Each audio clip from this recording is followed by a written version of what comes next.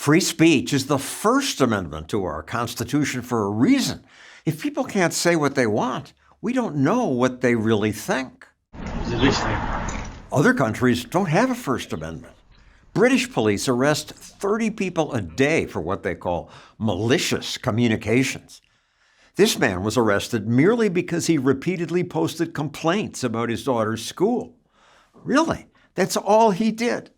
I was relieved when President Trump, campaigning, spoke up for free speech. If we don't have free speech, then we just don't have a free country. It's as simple as that. Good for him. Free speech is crucial for democracy. Democrats, by contrast, had been eager to censor. During COVID, they pressured companies to censor the internet. We're flagging problematic posts for Facebook that spread disinformation. Once Trump was reelected, he told his staff to immediately stop all government censorship and bring back free speech to America. Hooray! But now that he's in power, and he's being criticized a lot, he started calling what the media say illegal. They'll take a great story and they'll make it bad. See, I think that's really illegal, personally. On Air Force One, he threatened TV stations. They give me only bad publicity. I would think maybe their license should be taken away. Before Trump, most attempts to control speech came from the left.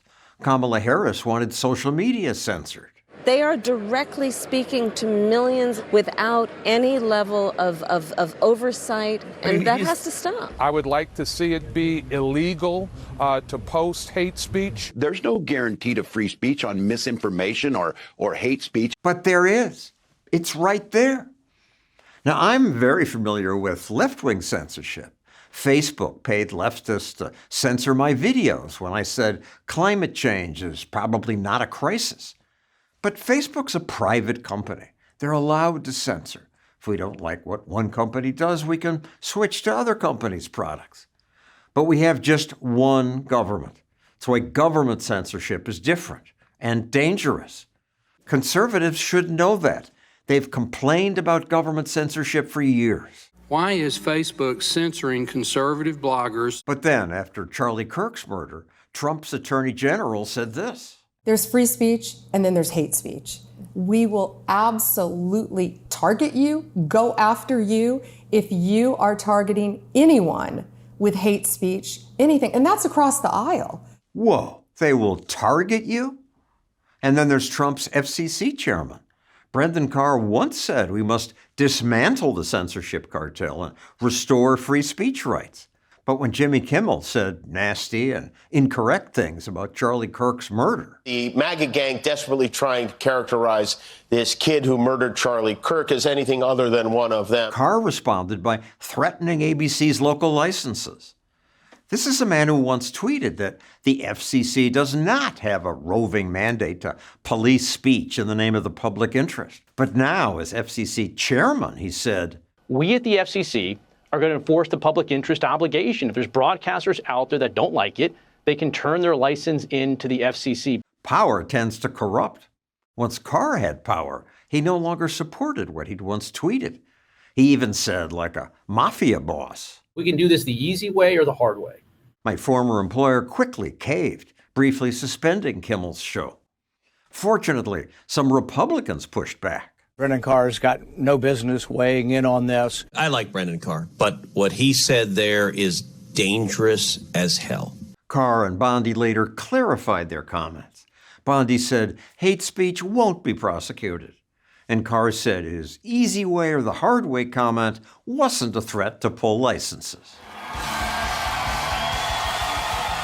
Jimmy Kimmel quickly returned, and Democrats became free speech advocates. Reject the government's attempt to weaponize this moment into an all-out assault on free speech across the country. Right. Protect speech. But wait, when her party was in power, she was eager to restrict speech. She said government should rein in our media environment so that you can't just spew disinformation. Rein in, they did. People from the Biden administration would call up our team and scream at them. All these different agencies and branches of government basically just started investigating and coming after our company. It was brutal. Who's ever in power wants to use that power to shut the other side up. But neither party has a right to shut the other side up. And politicians who want censorship should have paid more attention to this man.